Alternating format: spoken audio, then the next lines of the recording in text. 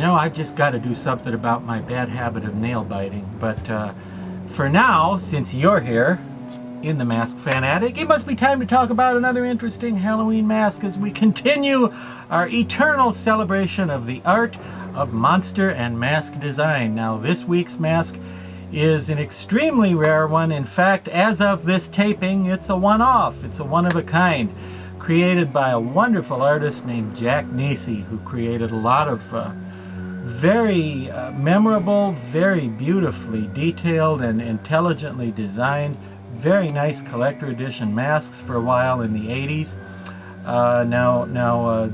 Jack was a great guy. I knew him somewhat, and he was always super nice and pleasant and just classy. He was good people, as they say on your planet. He was in fact, something you may not have known about Jack Nisi, he was a world champion arm wrestler, and in the arm wrestling magazines, he was a regularly featured participant, and he had these big monster-looking arms with the big veins because he was an arm wrestler, you see, and he was also able to do these incredibly nice sculptures.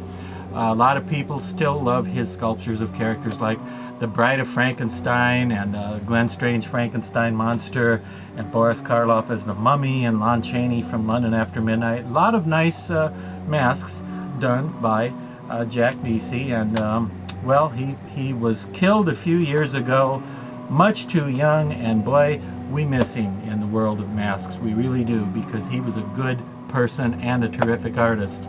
And one of his stranger creations is this unnamed, as far as anyone knows, unnamed, bloody, skinned alive sort of ghoul, which really is, I think, remarkably ahead of its time.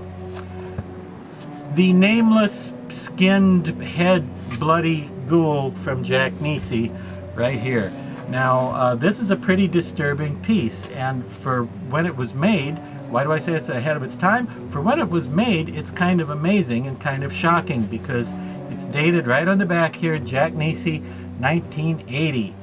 And in 1980, now that was before Hellraiser gave the world its obsession makeup-wise with skinned faces and exposed veins and musculature and so forth. That was before any of that. So there weren't a lot of gore masks in 1980. In 1980, most masks were more like variations on classic themes like Frankenstein and Dracula and a werewolf and a mummy. There were some zombies around by then, but not a lot of this really bloody, gruesome stuff. Now, this does have some of the traditional Jack Nisi look to it in terms of sculpting technique. If you're a devotee of Jack's work, you may be looking at this saying, oh yeah, that definitely looks like a Jack Nisi piece, because it just has his style all over it. The other thing it has all over it is veins and blood. And well, if you used to get flyers and brochures and catalogs from Jack Nisi back in the day, back in the 80s when he was selling masks as simply Jack Nisi Studios. I don't think he ever called himself, you know, anything monstery. I think it was always just Jack Nisi Studios. If you saw his catalogs and flyers back then, you may be thinking right now, why was this not in there? I never saw that. Where did that come from? Well, no, you didn't. This was never cataloged, even though it was sculpted in 1980. Because he sculpted it during a visit to Be Something Studios, which is now, of course, called Zagoni. But Be Something was a very successful mask manufacturing company with wonderful artists coming up with amazing, innovative, clever, very creative designs from the mid to late 70s onward. And in 1980, Jack spent a couple of weeks there at the Be Something Studios, working with them and just doing some mask work, some sculpting and some mold making and some painting and so forth. And I don't think anything big ever came of that as far as Jack Nisi designs being released by Be Something Studio or Zagoni. But while he was there, he made this hideous affront to good taste everywhere, this nameless, skinned, and gruesome thing, which I don't have a name for.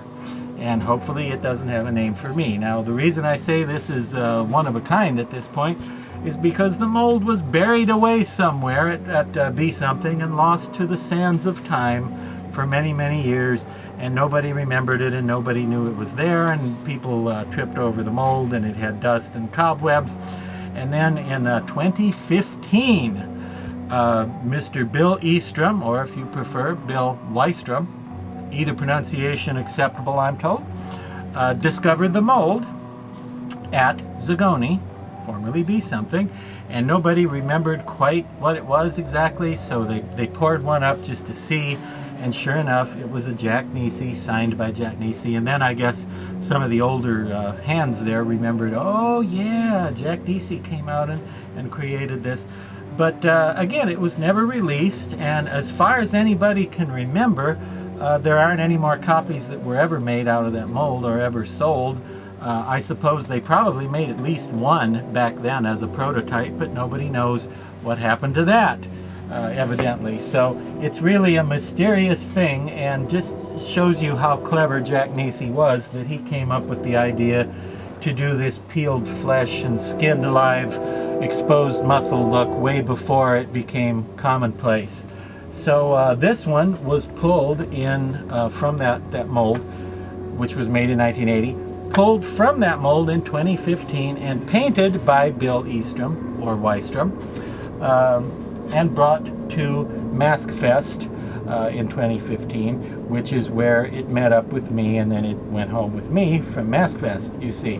But it is the rarest of rare Jack Nisi pieces, and I believe the mold still exists somewhere at Zagoni. So it's possible that, I don't know, it's possible that these may be, additional copies may be produced, but I don't know under what circumstances. Nobody can say at the moment. But you gotta admit, it's a really gruesome and disturbing and horrifying thing, which is why I'm sure you like it. So until next time, this is Dr. Lady reminding you, please come and clean my attic up.